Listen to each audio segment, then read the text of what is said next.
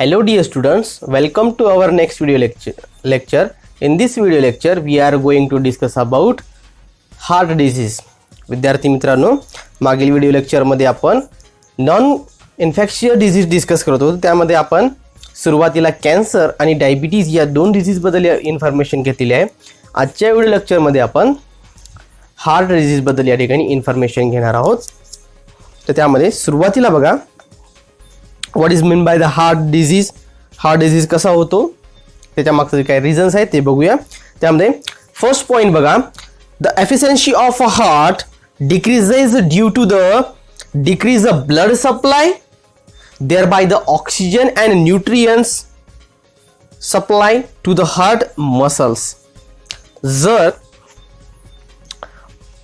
हार्टला होणारा रेग्युलर जो blood supply आहे तो जर कमी प्रमाणात होत असेल आणि त्या ब्लड सप्लायमुळे ऑक्सिजनला मिळणारा जो काही ऑक्सिजन आहे आणि त्यासोबत जे काही न्यूट्रियन्स आहे हे सुद्धा या ठिकाणी कमी प्रमाणात मिळाले, त्यामुळे होणार काय, so due to this heart has to perform more work that leads to stress on it. मग हार्टवर नाही का त्या ठिकाणी स्ट्रेस येतो, त्याला कमी लेस ब्लड सप्लाय होत असल्यामुळे त्याला एक्स्ट्रा वर्क करावं लागेल, एक्स्ट्रा परफॉर्म करावं लागेल. त्यामुळे होणार काय, हार्टवर स्ट्रेस येणार आणि हार्टवर स्ट्रेस आल्यामुळेच या ठिकाणी मे द कॉज हार्ट अटॅक, यामुळे हार्ट अटॅक होण्याचे चान्सेस असतात.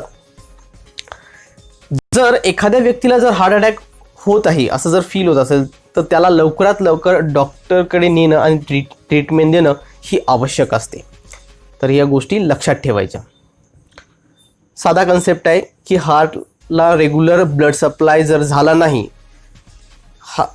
तर ते होणार काय, तर ब्लड सप्लाय न झाल्यामुळे जे काही ऑक्सिजन आणि न्यूट्रियन्स आहेत ते सुद्धा हार्टला रेग्युलर मिळणार नाही.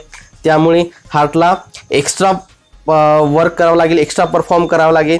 त्यामुळे काय होणार, तर हार्टवर स्ट्रेस येणार आणि स्ट्रेसमधूनच काय ऑकर होणार, त्या ठिकाणी हार्ट अटॅकच्या पॉसिबिलिटीज त्या ठिकाणी आपल्याला बघायला मिळेल. नेक्स्ट पॉईंट म्हणजे one should not ignore these symptoms. Heart attack होऊ शकतो, होणार, हे आपण कसं ओळखायचं, कोणकोणते सिम्पटम्स आहे जे लवकरच आपण वेळीच लक्षात घ्यायला पाहिजे. तर त्यामध्ये फर्स्ट जो आहे चेस्ट पेन, छातीमध्ये असह्य अशा वेदना होणे, त्यामधला फर्स्ट पॉइंट आहे. Next pains in a shoulder, खांद्यामध्ये दुखणे, pains in a shoulder, neck, मानमध्ये. नंतर आर्म्स, हातामध्ये सुद्धा वेदना होणे.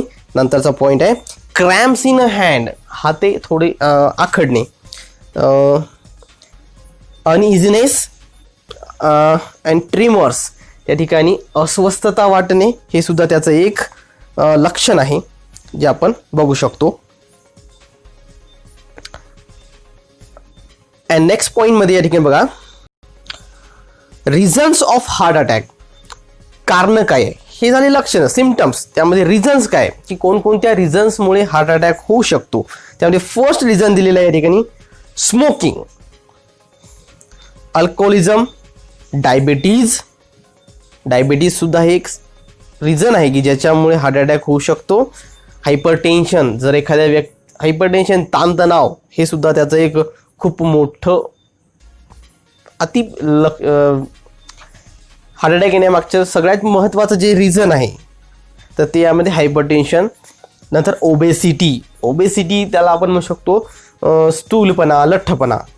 ओके, बैठे काम जास्त असणारे जे लोक असतात त्यांच्यामध्ये सुद्धा आपल्याला हार्ट अटॅक होण्याचे चान्सेस बघू शकतो. लॅक ऑफ फिजिकल एक्सरसाइज, जर व्यायामाचा अभाव असेल, फिजिकल एक्सरसाइज करत नसेल तर त्यामुळे सुद्धा या ठिकाणी हार्ट अटॅक येण्याचे चान्सेस जास्त असतात अशा पर्सनमध्ये. त्यानंतर heredity may be the reason of a heart attack, अनुवंशिकता ही सुद्धा एक हार्ट अटॅक येण्यामागचं रिझन असू शकतं. त्यानंतर मेंटल स्ट्रेस, मानसिक ताणतणाव, हे सुद्धा त्याचं एक रिझन आहे. त्यानंतर अँगर अँड अँक्झायटी, राग आणि चिंता, हे सुद्धा भीती, हे सुद्धा त्याचं एक आपण या ठिकाणी रिझन.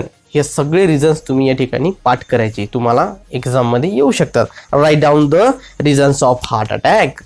हार्ट अटॅक येण्यामागचे जेवढे रिझन्स आहे, किंवा write down the symptoms of heart attack. Heart attack होण्याचे सिम्पटम्स हे सुद्धा तुम्हाला लिहिता आले पाहिजे.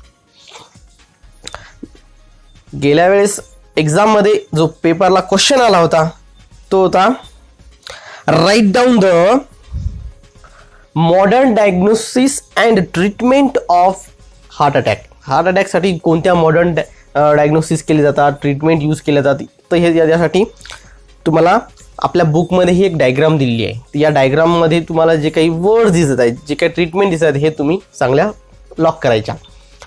तुम्हाला एक्झाममध्ये हे विचारलं जाणार. त्यामध्ये फर्स्ट दिलेला आहे एन्जिओप्लास्टी.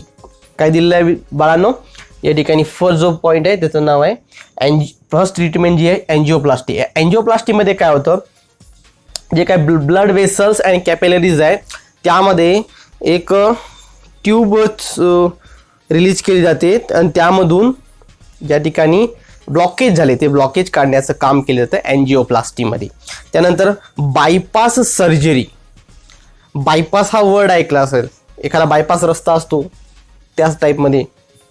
तर काय केलं जातं, एक हेल्दी वेसल्स किंवा आपल्या बॉडीमधली घेतली जातं आणि ज्या ठिकाणी सपोज एखादी हार्टला ब्लड सप्लाय करणारी वेसल्स ब्लॉक झाली असेल किंवा डॅमेज असेल तर तिच्या थ्रू नाही का ब्लड सप्लाय न देतात तिला सोडून दुसऱ्या साईडने एक हेल्दी वेसल जॉईन करून त्या ठिकाणी ब्लड सप्लाय देण्याचं काम केलं जातं. हे झालं बायपास सर्जरीमध्ये. Then open heart surgery. Open heart सर्जरीमध्ये या ठिकाणी सर्जरी केली जातं आणि त्यामध्ये जे काही हार्टमध्ये जेवढे काही प्रॉब्लेम्स आहेत ते डिटेक्ट करून नाही का नंतर ते दूर केले जातात ओपन हार्ट सर्जरीमध्ये. त्यानंतर पॉईंट आहे हार्ट ट्रान्सप्लांट. हार्ट ट्रान्सप्लांट म्हणजे हृदय प्रत्यारोपण, म्हणजे त्या हार्टच्या जागी दुसऱ्या एका व्यक्तीचा त्या ठिकाणी हार्ट देणे, जे मृत व्यक्ती असते त्यांचा हार्ट त्या ठिकाणी ट्रान्सप्लांट केला जातो. नंतर आहे installation of stents. Installation of stents, तर ज्या ठिकाणी सपोज ब्लड वेसल्स वगैरे ज्या ठिकाणी प्रॉब्लेम डिटेक्ट झाला तर त्या ठिकाणी एक जाळी टाईप त्या ठिकाणी स्ट्रक्चर बसवण्यात येतं, त्याला इन्स्टॉलेशन ऑफ स्टेन्स म्हणतात. आणि installation of a pacemaker. Next पॉईंटमध्ये इन्स्टॉलेशन ऑफ पेस मेकर. यामध्ये होतं काय, तर जर एखाद्या पर्सनमध्ये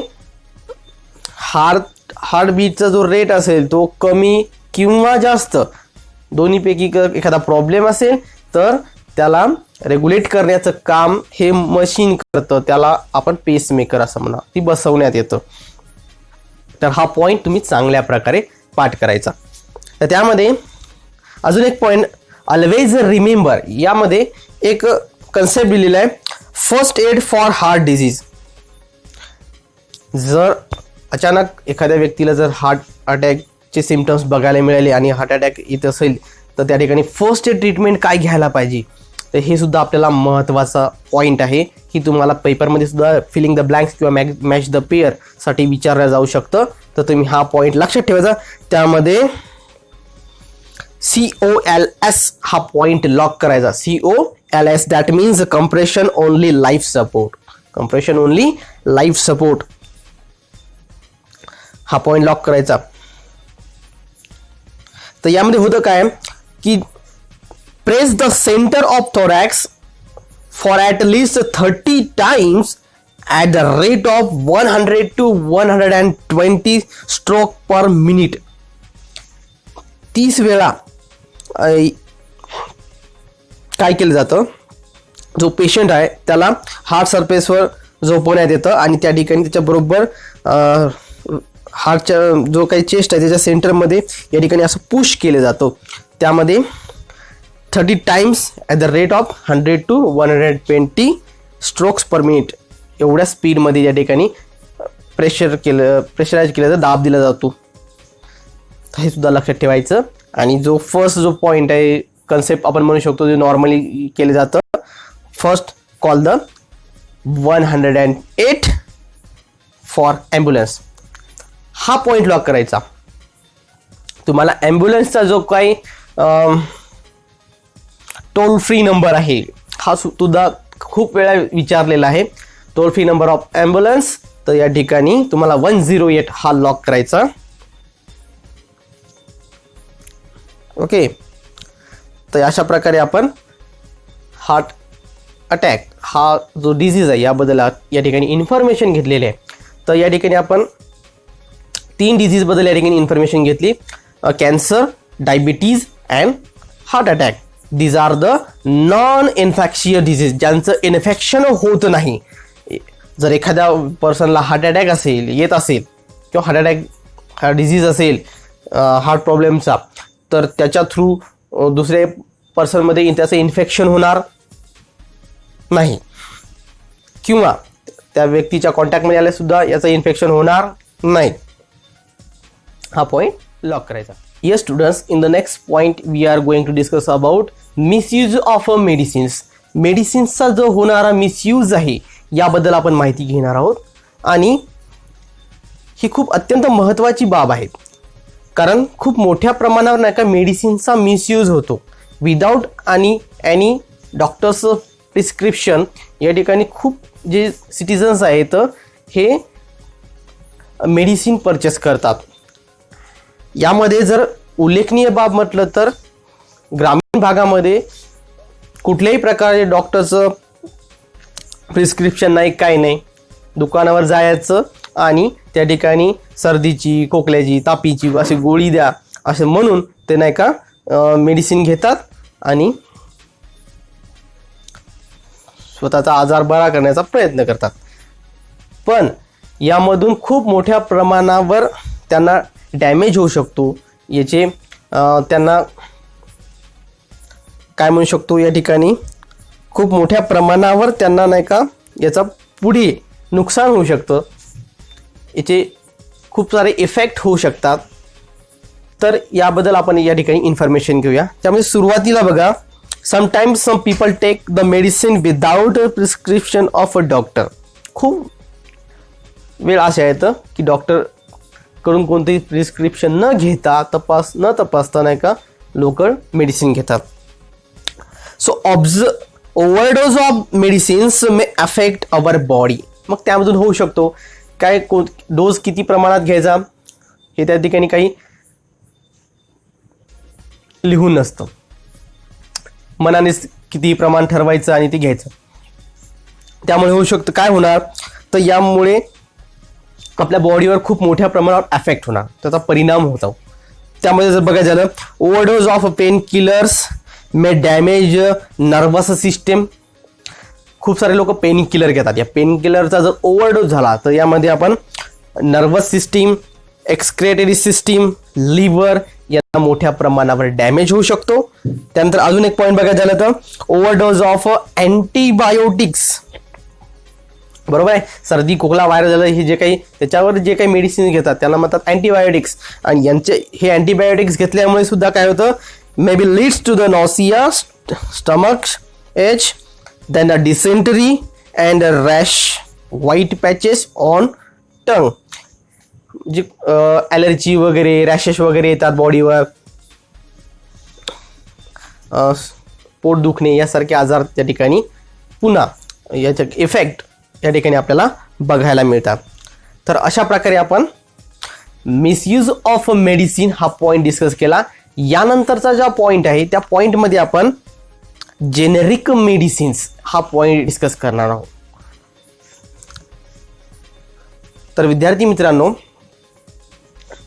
तुम्ही जेनेरिक मेडिसिन हा पॉईंट किंवा याबद्दल खूप ऐकलेलं असेल, बरोबर आहे. जेनेरिक मेडिकल स्टोअर याबद्दल सुद्धा ऐकलेलं असेल. आपल्या सिटीमध्ये जेनेरिक मेडिकल स्टोअर कुठे आहे तर ते तुम्ही नाही का कमेंट बॉक्समध्ये सांगायचं. आपल्या पुसद सिटीमध्ये हे जेनेरिक मेडिसिनचं जे काही स्टोअर आहे, ज्या ठिकाणी स्वस्त औषधी या ठिकाणी उपलब्ध होतात, तर त्या ठिकाणी त्याचं जे लोकेशन आहे ते तुम्ही आपल्या कमेंटमध्ये या ठिकाणी द्यायचं आहे. तर नेक्स्टमध्ये या ठिकाणी जेनेरिक मेडिसिन बद्दल आपण इन्फॉर्मेशन घेऊया. त्यामध्ये फर्स्ट बघा, generic medicines are also known as a general medicines. Point lock करायचा. generic medicines are also known as a general medicines. Then these are manufactured and distributed without any patent. ह्या जे generic medicine असतात यांचं कुठलंही असं patent नसतं, patent right नसतात. म्हणजेच की यांचं मॅन्युफॅक्चर आणि डिस्ट्रीब्युशन कोणी करायचं यासाठी विशिष्ट असं कोणतंही पेटेंट राईट्स नसतात. त्यामुळे होतं काय, these medicines are at par in quality with the branded medicines. Generic मेडिसिनची जी प्राइस आहे ही कमी आहे, म्हणजे त्यांची क्वालिटीमध्ये काही कमी असेल असं नाही. या जेनेरिक मेडिसिन काही ब्रँडेड मेडिसिन्स आहेत त्यांच्याच एवढी क्वालिटी यांच्यामध्ये आपल्याला बघायला मिळेल. So the production cost of this medicine is very low. साधंच काय आहे तर यांचा जो प्रोडक्शन कॉस्ट आहे हा खूप कमी आहे. याचा उत्पादन खर्च जो आहे तो खूप कमी असल्यामुळे यांची जी प्राइस आहे ती खूप कमी आहे. So the production cost of this medicine is very low due to fewer expenses on the research as their formula is readily available. म्हणजेच काय तर त्याचा फॉर्म्युला जो आहे, त्या जो मेडिसिनचा जो फॉर्म्युला आहे तो ऑलरेडी नाही का या ठिकाणी तयार असतो. त्यामुळे त्याच्यावर खूप सारा रिसर्च करण्याची काही आवश्यकता नाही. ऑलरेडी रिसर्च त्याच्यावर झालेला असतं. त्यामुळे जो काही रिसर्चचा जो काही खर्च आहे तो त्या ठिकाणी वाचतो. त्यामुळेच नाही का फॉर्म्युला ऑलरेडी रेडी आहे. त्यामुळे यांचा जो मॅन्युफॅक्चरिंग जो आणि प्रोडक्शन कॉस्ट आहे ही खूप लो असल्यामुळे यांचा खर्चसुद्धा, याची प्राईस जी आहे ती प्राईस आपल्याला खूप कमी बघायला मिळते. यामध्ये यूज ऑफ ICT हा पॉईंटमधला मोस्ट इम्पॉर्टंट पॉईंट बघा. You can easily obtain the generic medicine using mobile app like a health card. कोणत्या मोबाईल ॲप थ्रू आपण जेनेरिक मेडिसिन या ठिकाणी मिळवू शकतो ते आहे हेल्थ कार्ड अँड जनसमाधान. हे दोन्ही ॲपचे नाव लक्षात ठेवायचं, health card and Jansamadhan. Okay, lock कर द्या जाए. नेक्स्ट पॉईंटमध्ये या ठिकाणी लाईफस्टाईल अँड डिझिजेस. या ठिकाणी लाईफस्टाईल आणि डिझिजेस यांचं जे काही रिलेशन आहे हे आपल्याला बघायचं आहे. जर आपण proper diet, regular exercise, physical exercise जर फॉलो केल्या तर आपण खूप साऱ्या डिझिजेसना प्रिव्हेंट करू शकतो. ही गोष्ट महत्त्वाची आहे. आणि त्यानंतर जर बघायचं झालं तर आपलं स्वतःला निरोगी ठेवणं हे आपल्या हातातच आहे. त्यासाठीच आपण proper diet, regular physical exercise या करायला पाहिजे. आणि जर त्यासाठी आपण जर अजून काही जे काही डेज आहेत या ठिकाणी फॉलो करत असतो त्याला आपण म्हणू शकतो सेलिब्रेट हेल्थ अवेअरनेस डेज. तर त्यामध्ये जो फर्स्ट डे या ठिकाणी डिस्कस करायचा आहे तो आहे 7 April, that is World Health Day. जागतिक आरोग्य दिन त्याला आपण म्हणतो. 7 एप्रिल वर्ल्ड हेल्थ डे. त्याच्यामध्ये सेकंड जो पॉईंट दिलेला आहे त्यामध्ये आहे 14 June. 14 June that means World Blood Donation Day. World Blood Donation Day कधी असतो? 14 जूनला असतो. तर त्यानंतर 29 September World Heart Day. Okay, 29 September World Heart Day. त्यानंतर बघायचं आहे 14 नोव्हेंबर वर्ल्ड डायबिटीज डे. हे चारही डेट तुम्ही या ठिकाणी लॉक करायच्या. तर यामध्ये जो understand the importance of blood donation हा पॉईंट तुम्ही नोटबुकमध्ये लिहायचा. आणि या लेसन रिलेटेड जी काही एक्सरसाइज दिली आहे ती सुद्धा तुम्ही नोटबुकमध्ये लिहायची. तर आता भेटूया पुढील लेक्चरमध्ये, ज्यामध्ये आपल्याला थर्ड चॅप्टर या ठिकाणी डिस्कस करायचं आहे, ज्याचं नाव आहे फोर्स अँड